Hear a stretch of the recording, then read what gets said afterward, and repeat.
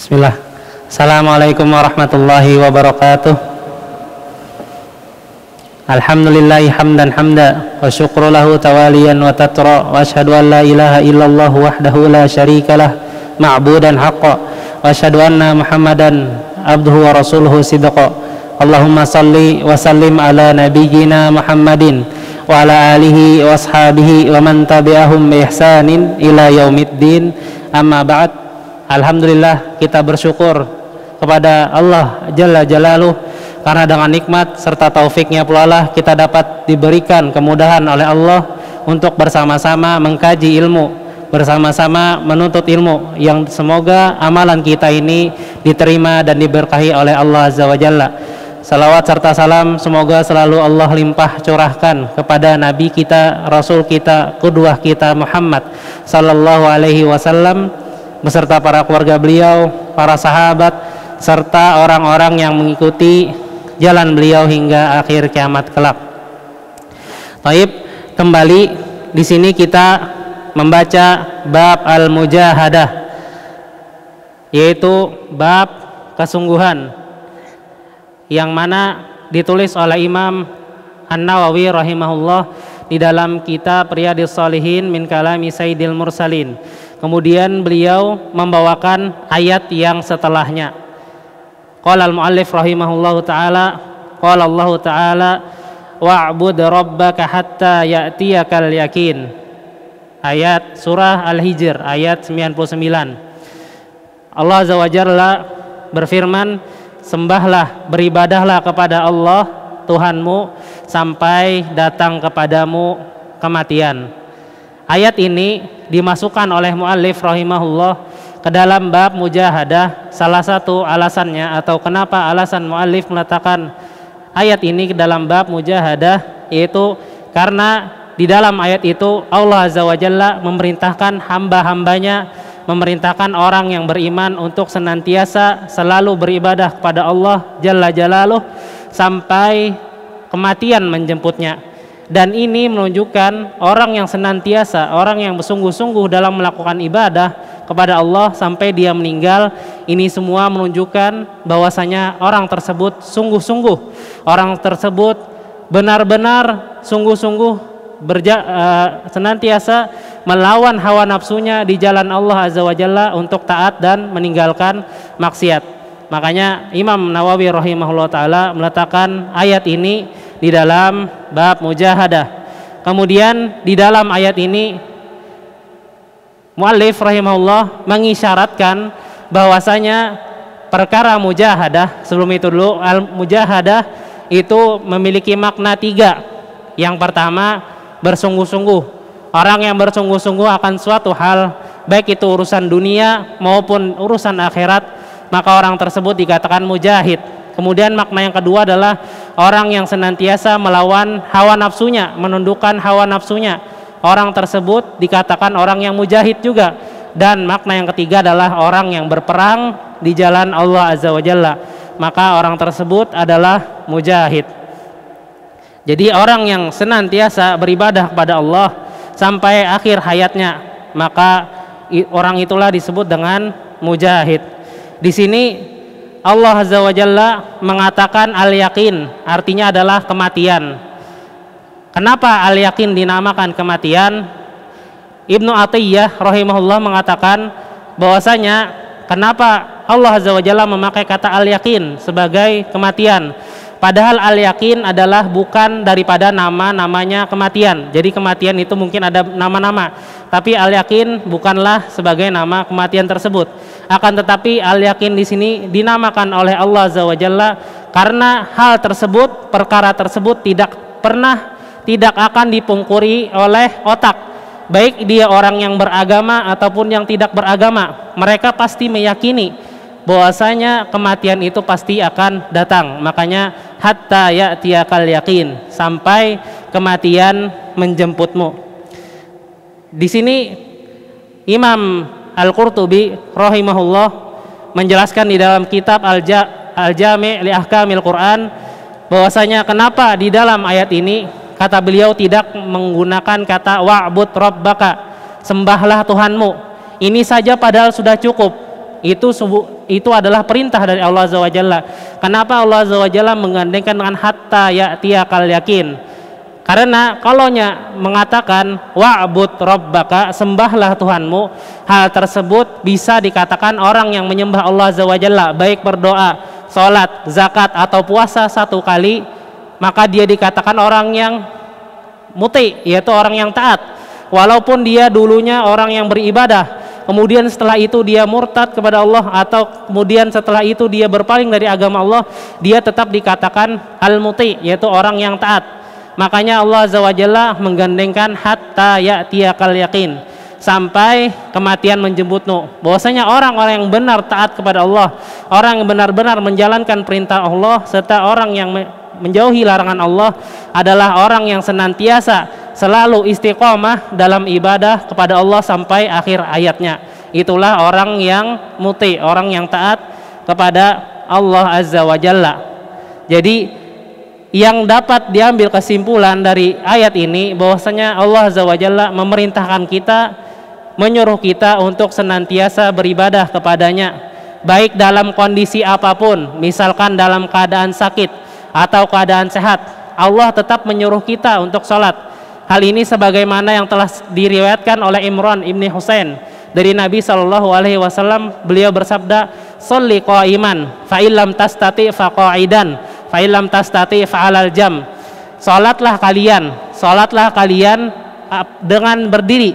Apabila tidak bisa dengan berdiri maka berduduk, dan apabila tidak bisa dengan berduduk maka berbaringlah. Di sini masih ditekankan bahwasanya kita wajib untuk melakukan ibadah seperti sholat sampai datang kepada kita kematian, dimanapun atau kondisi apapun, atau kapanpun, ketika kita tua, ketika kita muda, ketika kita sampai sudah balik, maka kita diwajibkan oleh Allah Azza wa Jalla untuk senantiasa beribadah kepadanya, untuk bersungguh-sungguh, tidak cuma ibadah satu kali, tidak hanya ibadah 2 kali, setahun 2 tahun, akan tetapi Allah Jalla Jalaluh memerintahkan kepada kita untuk senantiasa beribadah sampai kita meninggal dunia. Dan al-yakin ini adalah kematian. Di sini diartikan kematian sesuai dengan penafsiran-penafsiran yang ada. Jadi tafsir, ilmu tafsir, macam-macam tafsir itu terbagi menjadi 4. Yang pertama tafsir Al-Quran bil Quran, Al-Quran dengan Al-Quran. Kemudian tafsir Al-Quran dengan hadis. Kemudian tafsir Al-Quran dengan aqwalus sahabah, perkataan para sahabat. Kemudian yang keempat tafsir dengan cara akal. Jadi hal yakin kenapa dinamakan kematian? Karena ada di dalam Al-Quran yang mengatakan bahwasanya al-yakin itu maknanya masuknya adalah kematian.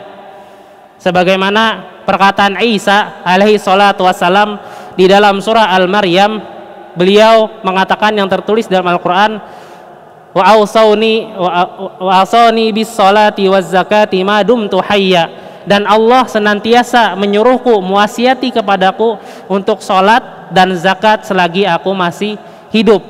Jadi di sini kita disuruh beribadah kepada Allah terus menerus sampai kita mati. Kemudian tafsir Al-Quran dengan hadis.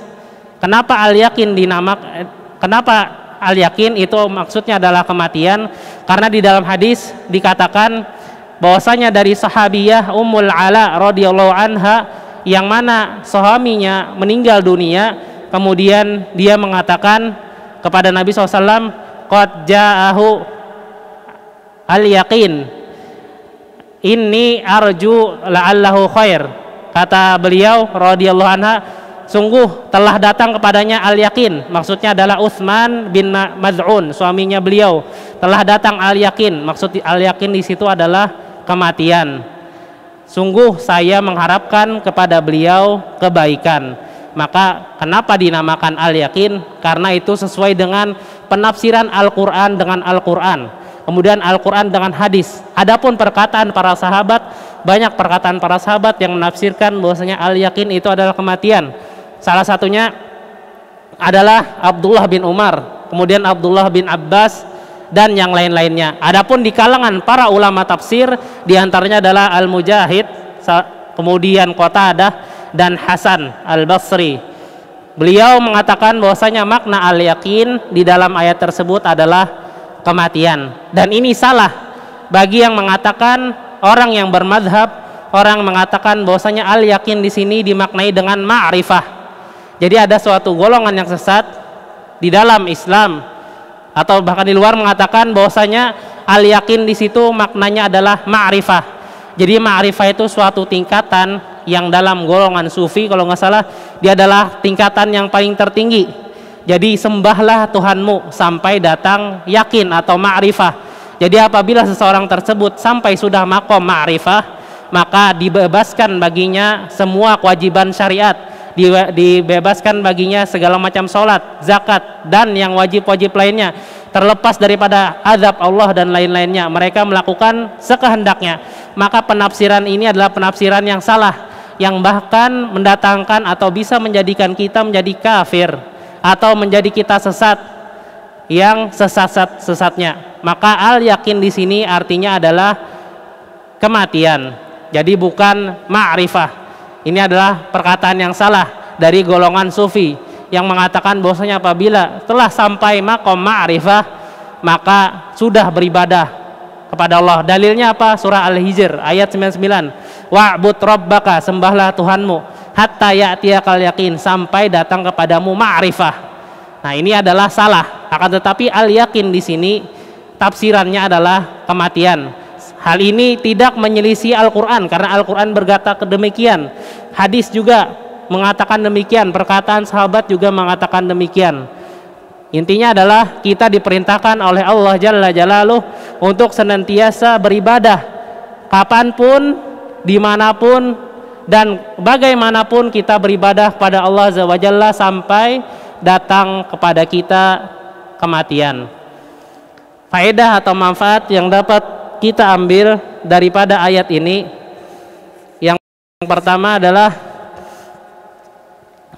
wajibnya beribadah kepada Allah Jalla Jalaluh sepanjang hidup kita, seluruh hidup kita wajib, dan bahkan kita disuruh untuk istiqomah di atas perbuatan amal soleh. Jadi beribadah itu cuma bukan 1-2 kali setahun, 10 tahun, 15 tahun, enggak. Akan tetapi beribadah kepada Allah Azza wa Jalla itu sampai kita mati. Kita harus bersungguh-sungguh untuk mendapatkan keridhoannya Allah Azza wa Jalla. Karena kesungguhan kita, mujahadah kita kepada Allah Azza wa Jalla, itulah nanti yang akan menentukan kita derajat mana di surga yang kita akan dapati. Masuk surganya Allah Azza wa Jalla dengan izinnya, dengan rahmatnya Allah. Akan tetapi kedudukan nanti orang-orang di surga itu berbeda sesuai dengan amalan-amalannya, sesuai dengan kesungguhannya waktu di dunia, amalnya, apakah dia benar-benar beribadah kepada Allah terus menerus istiqomah ataukah tidak. Kemudian manfaat yang lain adalah orang yang meyakini kematian, orang yang meyakini akan adanya hari akhir, wajib baginya, harus baginya untuk senantiasa beribadah kepada Allah Azza wa Jalla, istiqomah. Karena kata Allah, wa'bud rabbaka, sembahlah Tuhanmu sampai datang kematian. Apabila dia tidak beribadah kepada Allah, tidak sampai dia mati atau sebentar saja, maka dikatakan orang itu syak. Sebagaimana kata Abdullah bin Aziz, salah satu khalifah, orang tersebut telah ragu akan adanya hari kematian, akan adanya janji Allah, akan adanya hari pembalasan. Maka orang yang dia meyakini adanya kematian, dan kematian itu diyakini seluruh manusia, baik yang beragama maupun tidak, karena itu tidak bisa dipungkiri oleh akal manusia, maka orang tersebut adalah orang yang benar-benar beribadah kepada Allah. Tunjukkan kesungguhan kita kepada Allah Jalla Jalaluh, apakah kita benar-benar beribadah selalu kepadanya, ataukah kita cuma 1-2 kali. Karena Allah Azza wa Jalla memerintahkan kita, dan mujahadah adalah hukumnya wajib, menahan hawa nafsu. Jadi mujahadah itu artinya menahan hawa nafsu, atau bersungguh-sungguh di jalan Allah dalam beribadah, atau berperang di jalan Allah. Maka ini hukumnya wajib sampai kematian menemui kita. Kemudian manfaat yang lain adalah yang tadi telah Ana sebutkan bahwasanya kesalahan orang-orang yang mengartikan makna al-yakin dengan ma'rifah, suatu makom atau kedudukan yang tinggi di kalangan suatu golongan tertentu. Karena al-yakin menurut tafsiran Al-Quran sendiri adalah kematian, menurut tafsiran hadis kematian, menurut perkataan para sahabat kematian. Maka orang yang mengatakan sudah cukup, saya nggak usah lagi puasa, saya nggak usah lagi sholat, sudah sampai saya ma'rifah kepada Allah, saya sama dengan Allah, ini adalah perkataan atau pemikiran yang salah, pemikiran yang keliru, bahkan bisa menjerumuskan dia ke dalam kekufuran. Karena salah satu penyebab seseorang keluar dari Islam adalah dia tidak mengakui atau tidak meyakini apa-apa yang telah disyariatkan oleh Allah dan Rasulnya. Hada ma uridu an aqul, salah dan khilaf dari saya sendiri dan dari syaitan. Kebenaran hanyalah milik Allah Jalla Jalaluh. Subhanakallahumma wa bihamdika asyhadu an la ilaha illa anta astaghfiruka wa atubu ilaik. Assalamualaikum warahmatullahi wabarakatuh.